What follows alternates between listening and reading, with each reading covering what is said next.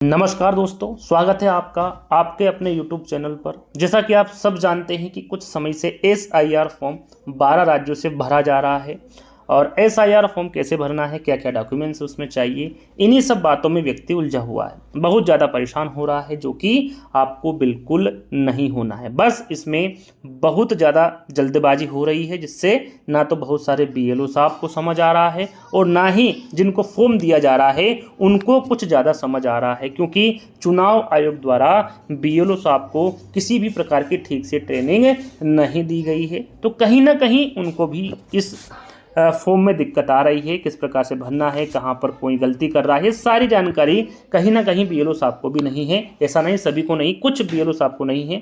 तो कहाँ पर क्या गलती हो रही है, ये सारी जानकारी इस वीडियो के माध्यम से देंगे। तो आपको BLO साहब का ज़्यादा सहारा नहीं लेना है, उनको ज़्यादा परेशान नहीं करना है, क्योंकि उनको भी काम का काफ़ी लोड है, क्योंकि समय बहुत कम है, काम बहुत ज़्यादा है। आपको कुछ नहीं करना है, एक वीडियो हम पहले से ही बनाकर आपको दे दिए हैं, जिसमें जो SIR फॉर्म है उसको किस प्रकार से भरना है, सारी जानकारी आसान भाषा में समझा चुके हैं। लेकिन फिर भी बहुत सारे लोग फॉर्म भरने में गलतियां कर रहे हैं।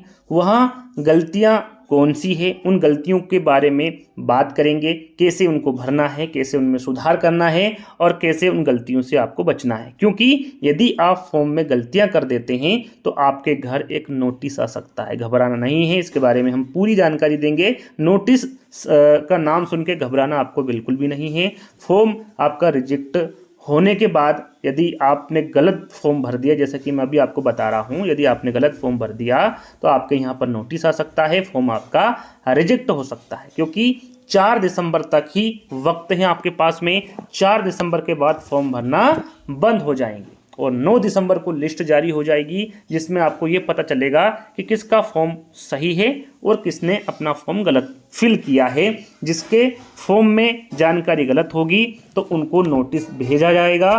फिर आपको उनको कुछ डॉक्यूमेंट्स दिखाने होंगे। यदि डॉक्यूमेंट्स कौन कौन से दिखाने होंगे ये तो मैं आपको बताऊंगा ही। यदि आपका 2003 के लिस्ट में नाम है और आप किसी प्रकार की गलती करते हैं तो ये आपकी मूर्खता है, क्योंकि हम काफ़ी बार वीडियो बना चुके हैं, बहुत सारे आपको समझा भी रहे हैं। यदि 2003 के लिस्ट में आपका नाम नहीं है और फिर आपका यदि नोटिस आता है तो उसमें किसी प्रकार से घबराने की आवश्यकता नहीं। कुछ डॉक्यूमेंट्स मैं आपको बताऊंगा, यदि वो आपके पास है तो आप बेफिक्र होकर आपका काम करिए, किसी प्रकार की कोई समस्या आपको वहाँ पर नहीं होगी, ये मेरा वादा है। तो ये वीडियो आपको अंत तक देखना है और इसको समझना है, किस प्रकार से भरना है, कहाँ पर आपसे गलती हो रही है, ये सारी चीज़ें आपको 1 बाय 1 करके बताएंगे। साथ में ये भी आपको बताएंगे कि 2003 की लिस्ट में आपका नाम है तो किस प्रकार से फॉर्म भरा जाएगा, 2003 की लिस्ट में आपका नाम नहीं है तो किस प्रकार से आपको फॉर्म भरना है, और यदि 2003 की लिस्ट में आपका नाम नहीं है तो आपको किस किस प्रकार के डॉक्यूमेंट्स चाहिए होंगे जो आपको बाद में काम आएंगे। तो ये सारी जानकारी इस वीडियो के माध्यम से आपको दी जाएगी, तो आपको पूरा वीडियो देखना है ना। तो चलिए शुरू करते हैं। तो आपके सामने ये गणना पत्रक दिख रहा है। अब इसको किस प्रकार से भरना है, तो ये पहला कॉलम है, ये तो आपके पास में जो 2025 की जानकारी है उसके अनुसार आप भर लोगे और सभी ने भर ही दिया होगा। इसमें किसी प्रकार से कोई भी आपसे गलती नहीं होगी। गलती कहाँ पर हो रही है आपसे और क्या गलती हो रही है उस पर हम बात करेंगे। तो ये जो फर्स्ट कॉलम है, या फिर कह सकते हैं यहाँ से यहाँ तक आप अपना जो आधार कार्ड है उसको देखकर यहाँ पर अच्छे से, आपके पास आधार कार्ड है, साथ में आपका जो वोटर कार्ड है उसको देखकर आप ये जो जानकारी वो भर सकते हैं। कहाँ पर आपको दिक्कत होगी वो मैं आपको बता देता हूँ। देखिए यहाँ पर 2 कॉलम दिख रहे होंगे, एक कॉलम ये रहा आपका और एक कॉलम ये रहा, यानी कि इसको हम पहला नंबर दे देते हैं और इसको हम दूसरा नंबर दे देते हैं, है ना। थोड़ा सा मैं इसको जूम भी कर लेता हूं ताकि आपको स्पष्ट दिखे और आपको समझ में आए। ठीक, इतना ठीक है। चलिए देखिए यहाँ पर क्या करना है। पहला जो कॉलम है इसमें यदि आपका नाम 2003 की जो लिस्ट जारी हुई है उसमें यदि आपका नाम है तो आपको ये फिल करना है, यानी कि ये कॉलम फिल करना है। यदि आपकी 2003 की जो सूची निकली हुई है उसमें यदि आपका नाम नहीं है तो आपको ये वाला कॉलम फिल करना है। अब इसमें क्या क्या फिल करना है, क्या क्या सावधानी आपको बरतना है, वो मैं आपको एक एक करके यहाँ पर बता देता हूँ। जैसे कि यहाँ पर मतदान का नाम लिखा हुआ रवि कुमार। अब यदि 2003 की लिस्ट में आपका नाम है तो आप यहाँ पर आपका नाम लिख सकते हैं, जैसा कि यहाँ पर लिखा हुआ रवि कुमार, इसकी जगह आपका अपना नाम आप लिख सकते हैं। इपिक नंबर क्या होता है, इस पर एक वीडियो में आपको बना चुका हूँ। यहाँ पर एक फोटो लगा होगा, मैं यहाँ पर दर्शा दूंगा। इस प्रकार का फोटो यदि हमारे वीडियो पर दिखे तो उस पर क्लिक कर दीजिएगा। एपिक नंबर कहाँ पर होते हैं, वैसे जो आपका वोटर कार्ड होता है, वोटर कार्ड पर जहाँ पर आपका फोटो लगा होता है उसके या तो ऊपर दिख जाएंगे आपका एपिक नंबर या फिर नीचे दिख जाएंगे, है ना। वहाँ पर एपिक नंबर लिखे होते हैं। पहले जो अक्षर होते हैं वो आपके वर्ड होते हैं, उसके बाद में संख्या दी हुई होती है, उससे आप उसको पहचान कर सकते हैं। नहीं समझ में आ रहा है तो वीडियो देख लीजिएगा, आपको समझ में आ जाएगा। यदि आपके पास वोटर कार्ड नहीं है, खो गया है, तो भी आप उस वीडियो के माध्यम से पता कर सकते हैं किस प्रकार आप एपिक नंबर को देख सकते हैं। तो एपिक नंबर आपने यहाँ पर लिख दिया।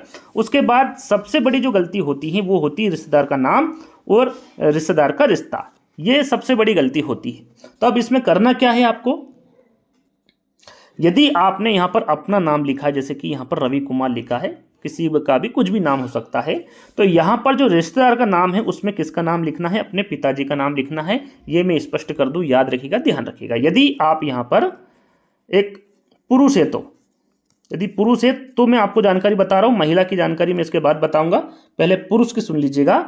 यहाँ पर किसका नाम लिखेंगे, अपने पिताजी का नाम लिखेंगे, और रिश्तेदार का जो रिश्ता है या फिर जो संबंध है वो क्या है, पिता का है, तो यहाँ पर पिता लिख देंगे। ठीक। अब और क्या समस्या आती है भैया, ये समस्या आती है जिला में। जिला में भी काफ़ी लोगों को समस्या आती है कि सर हम पहले कहीं और जिले में रहते थे और अब किसी और जिले में रहते हैं, यानी कि पहले हमारी जो ज़मीन थी वहाँ थी, हमने उसको बेच दिया, अब हम दूसरी जगह आ गए, यानी कि हमारा जिला बदल गया है। तो अब हम क्या करें, कौन सा नाम भरें, कौन से जिले का नाम भरें, ये समस्या भी आ रही है काफ़ी लोगों को। तो वो समस्या भी मैं दूर कर देता हूँ। आपको कुछ नहीं करना है, जो 2003 की लिस्ट में जिस जिले का नाम लिखा हुआ है सिर्फ उसी जिले का आपको नाम भर देना है। आपको किसी प्रकार का कोई दिमाग नहीं लगाना है। जो जिला आपका वोटर आईडी में या फिर जो 2003 की लिस्ट जारी हुई है वोटर की, उसमें जो जिला लिखा हुआ है उसी जिले का नाम यहाँ पर लिख देना है। बस इतना काम करना है, किसी प्रकार का कोई दिमाग आपको नहीं लगाना है। राज्य में आप मध्य प्रदेश लिख देंगे, यूपी की है तो उत्तर प्रदेश लिख देंगे। ये छोटी सी जानकारी जो आपको भरना है। उसके बाद विधानसभा का नाम, इसमें भी काफ़ी प्रॉब्लम आती है, जैसे कि जिले में आई कि पहले हमारा विधानसभा का नाम अलग था और अब अलग है, क्योंकि जैसा कि मैंने अभी आपको बताया, कोई ज़मीन अपने बेच देता है या कहीं पलायन हो जाता है तो उसका जिला भी चेंज हो जाता है, विधानसभा का नाम भी चेंज हो जाता है। जैसा कि मैंने आपको बताया कि 2003 की लिस्ट में जो भी आपका विधानसभा का नाम है उसी को लिखना है। जो अभी आप वर्तमान में रह रहे हैं वहाँ का नाम नहीं लिखना है। मैं स्पष्ट कर दूँ, किसी प्रकार की गलती आपको नहीं करना है। जो 2003 की लिस्ट में नाम होगा, कई बार आप नाम में, जैसे कि यहाँ पर रवि कुमार लिखा है और आप सरनेम लगा देते हैं, जैसे कि वर्मा हो गया है ना, तो रवि कुमार वर्मा लगा दिया, और आपका जो वोटर आईडी है या फिर 2003 में आपका सरनेम नहीं लगा है और आपने यहाँ पर लगा दिया, तो भी वो गलत हो जाएगा। जो नाम आपका 2003 की वोटर लिस्ट में है वही नाम आपको यहाँ पर क्या करना है, लिख देना है। किसी प्रकार का कोई दिमाग नहीं लगाना है। जिला भी वही लिखना है, राज्य का नाम भी वही लिखना है और विधानसभा का नाम भी वही लिखना है। सारी चीज़ें उसी में से देखकर भरना है। साथ में भाग संख्या, सरल क्रमांक, ये सारी चीज़ें भी आपको 2003 की जो लिस्ट आपको मिली होगी जिसमें आपका नाम होगा उसमें आप आसानी से देख सकते हैं। यदि आपके पास नहीं है तो किस प्रकार से आप 2003 की लिस्ट निकाल सकते हैं, इस पर भी एक वीडियो बनाया है, उसको देख लीजिएगा, आप सारी चीज़ें आसानी से समझ सकेंगे। अब ये तो बात हुई आपका, यदि नाम यहाँ पर पुरुष का है। तो यदि महिला का नाम है और उनकी शादी हो चुकी है तो वो किस प्रकार से फॉर्म भरेंगे भैया, मैं आपको क्लियर कर दूं। ये फॉर्म वही भर सकता है जिसका नाम 2003 की लिस्ट में है, नहीं है तो भी मैं आपको बताऊंगा। लेकिन यहाँ पर जैसे कि रवि कुमार नाम है ना, इनकी शादी हो चुकी है और इनकी वाइफ का नाम सुशीला, समझ लेते हैं कि सुशीला है या कुछ और नाम भी हो सकता है ना। तो ये नाम यदि है और इनका यहाँ पर फॉर्म भरना है तो आप यहाँ पर बेशक सुशीला लिख सकते हैं, उनका यहाँ पर इपिक नंबर डाल सकते हैं। अब सबसे बड़ी जो प्रॉब्लम आती है, जैसे कि मैंने आपको बताया, रिश्तेदारी में आती है। तो रिश्तेदार का नाम क्या लिखना है आपको, उनके पति का नाम लिखना है, यानी कि यहाँ पर क्या लिखेंगे, महेश चंद की जगह पे रवि कुमार कर देंगे, है ना। और यहाँ पर संबंध क्या दर्शाएंगे, आप यहाँ पर पति लिख देंगे। क्या लिखेंगे भैया, यहाँ पर संबंध में पति आपको लिख देना है। ये आपका रिश्तेदार का नाम हो गया और उनसे जो संबंध है, क्या संबंध है, पति का संबंध है तो पति लिख देंगे। जिला, राज्य का नाम, विधानसभा का नाम, जैसा कि मैंने आपको बताया, जो आपके 2003 की सूची में नाम के आगे लिखा हुआ वो सारी जानकारी यहाँ पर भरना है। आपका किसी प्रकार से कोई अलग से दिमाग नहीं लगाना है, क्योंकि वो यदि आपने लगाया तो कहीं ना कहीं आपका फॉर्म रिजेक्ट हो जाएगा, आपके घर नोटिस भी आ सकता है। तो ये जो जानकारी मैंने दी है आपको, ये हो गई आपकी 2003 में यदि आपका नाम है तो। नहीं है तो आपको क्या करना है, देखिए 3 में नाम है तो इस कॉलम को छोड़ देना है, यदि 3 में नाम है तो इसको भरना है, नहीं है तो आपको इसको भरना है। हमने ये 3 का 2003 की लिस्ट में आपका नाम है तो इसको भर दिया, तो इसको भरने की ज़रूरत नहीं है। लेकिन जिनका नाम 2003 की मतदान सूची में नहीं है उनको क्या करना है यहाँ पर, वो मैं आपको बता देता हूँ। देखिए यहाँ पर नाम की जगह क्या लिखेंगे, आप नाम की जगह अपना नाम नहीं लिख सकते क्योंकि 2003 की सूची में आपका नाम नहीं है। आप अपने माता पिता का नाम देखिए, क्या उनका नाम है क्या 2003 की लिस्ट में, उनका नहीं है तो आपके दादा दादी का है क्या, यदि उनका भी नहीं है तो मैं आपको बाद में बताऊंगा कि उसके बाद क्या करेंगे। इनका माता पिता का नाम नहीं, दादा दादी का, या फिर आपके जो परिवार में कोई भी सदस्य है उनका नाम यदि 2003 की सूची में नहीं है तो फिर आप क्या करेंगे। पहले हम इसको देख लेते हैं कि ये कैसे भरेंगे। यदि 2003 में आपका नाम नहीं है लेकिन आपके माता पिता का, दादा दादी का नाम है तो आप किस प्रकार से इस कॉलम को भर सकते हैं। तो नाम की जगह किसका नाम लिखेंगे, आपके पिताजी का नाम लिख सकते हैं, यदि 2003 की सूची में है तो आपके माता जी का लिख सकते हैं, दादा दादी का लिख सकते हैं, और या फिर अपने रिश्तेदार का भी लिख सकते हैं। तो यहाँ पर हम पिताजी को ले लेते हैं कि भाई जो पिताजी है उनका नाम है महेश चंद, ठीक, उनका इपिक नंबर आपने यहाँ पर लिख दिया। रिश्तेदार में क्या दर्शाएंगे आप, तो रिश्तेदार में आप यहाँ पर दर्शाएंगे इनके पिताजी का नाम, यानी कि रिश्तेदार का नाम क्या लिखेंगे, इनके पिताजी का नाम लिखेंगे। अब इनके पिताजी का नाम मोहन रख देते हैं, मोहनदास, है ना। तो यहाँ पर क्या नाम आ जाएगा भैया, उनका मोहनदास आ जाएगा, और रिश्ता क्या हो जाएगा, उनका पिता का हो जाएगा, क्योंकि ये उनका नाम हो जाएगा महेशचंद और इनका संबंध क्या हो जाएगा, मोहनदास क्या है, इनके पिता है, तो रिश्ता में क्या हो जाएगा, इनका पिता लिख दिया जाएगा। जैसा कि मैंने जिला, राज्य और विधानसभा का नाम बताया, जो आपके पिताजी के सम्मुख लिखा हुआ है, जिले का नाम, राज्य का नाम, विधानसभा का नाम, जो कि 2003 की लिस्ट में लिखा होगा, वही आपको यहाँ पर लिखना है, ज़्यादा आपका दिमाग नहीं लगाना है। ये तो हो गई, यदि कोई ये तो हो गया आपका 2003 की सूची में जिसका नाम नहीं है उसका। हाँ, आपको ये विशेष रूप से ध्यान रखना है कि जो भी आप यहाँ पर नाम लिखें, चाहे यहाँ पर लिख रहे हैं चाहे यहाँ पर लिख रहे हैं, उनका नाम 2003 की जो लिस्ट जारी हुई है उसमें होना चाहिए। ये विशेष रूप से ध्यान रखिएगा। यदि पापा का नहीं है तो मम्मी का देख लीजिएगा, मम्मी का नहीं है तो आपके दादा दादी का नाम भी चल जाएगा, लेकिन 2003 की लिस्ट में उनका नाम होना चाहिए। ये तो हुई भैया दोनों कॉलम की बात। हमने यहाँ पर देखा कि जिनका 2003 में जो लिस्ट जारी हुई उसमें नाम है उसका फॉर्म कैसे भरेंगे, जिनका नहीं है उसका फॉर्म कैसे भरेंगे।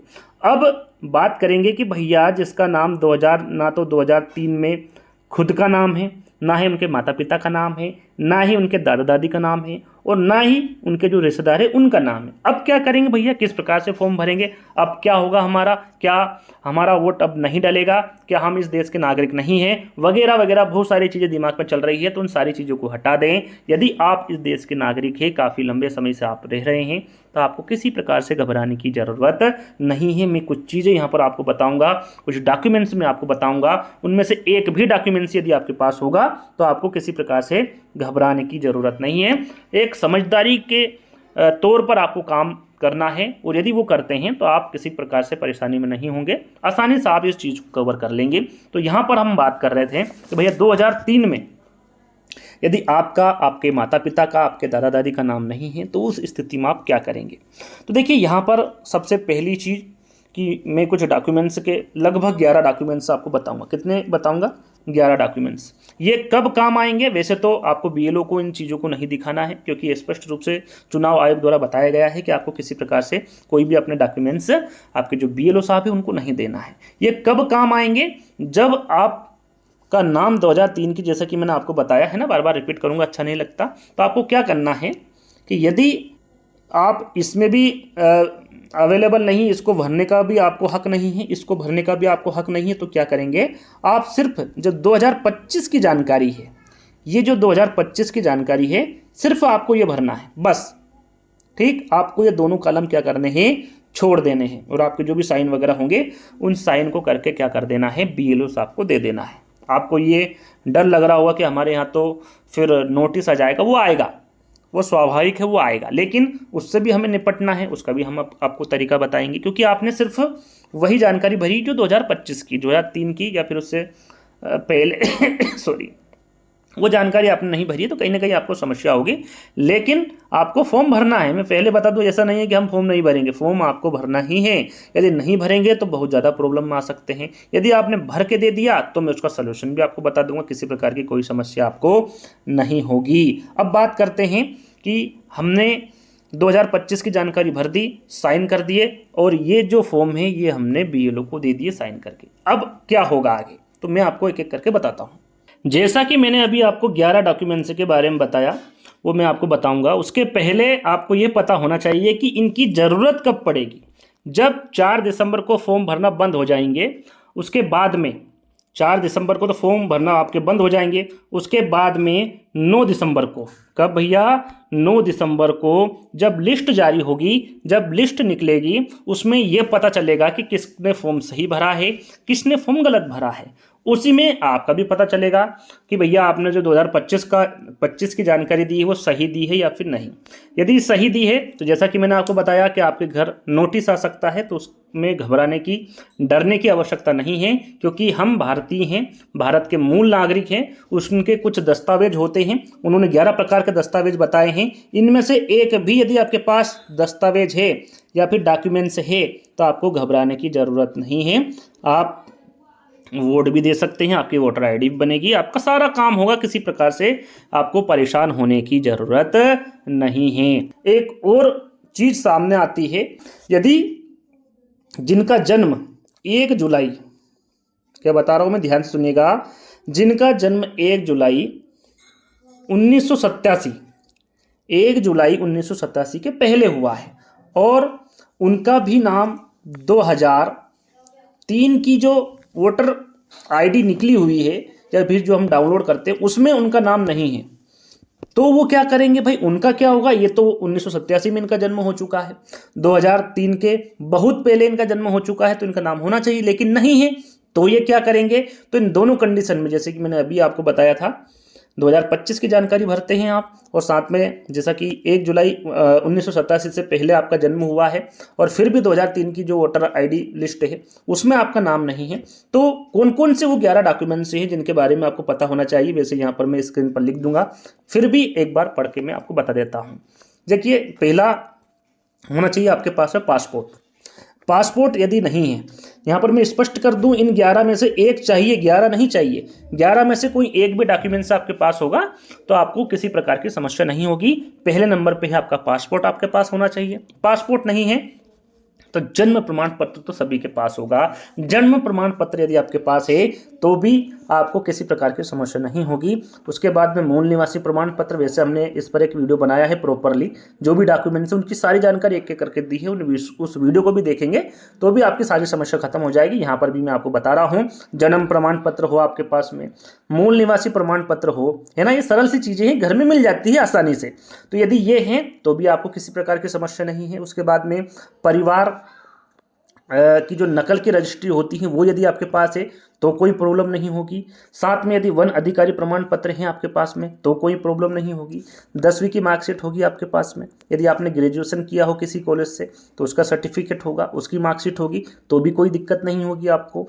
सरकार की तरफ से दी गई ज़मीन, जिसको हम पट्टा वगैरह बोलते हैं, उसकी पावती वगैरह आपको मिलती है, यदि वो भी होगी, मकान का कागज होगा आपके पास में, या फिर जो पट्टा दिया होगा वो होगा सरकार की तरफ से दिया हुआ, यदि वो होगा तो भी आपका काम चल जाएगा, तो भी आपको घबराने की आवश्यकता नहीं है। साथ में 1 जुलाई 1987 से पहले का कोई कार्ड आपके पास में है या फिर कोई सर्टिफिकेट है तो भी आपका काम चल जाएगा, है ना। सरकारी विभाग में यदि आप काम कर रहे होंगे, पहले काम किया हो या अब आप काम कर रहे होंगे, तो वहाँ का यदि आपके पास सर्टिफिकेट है तो भी आपका काम चल जाएगा।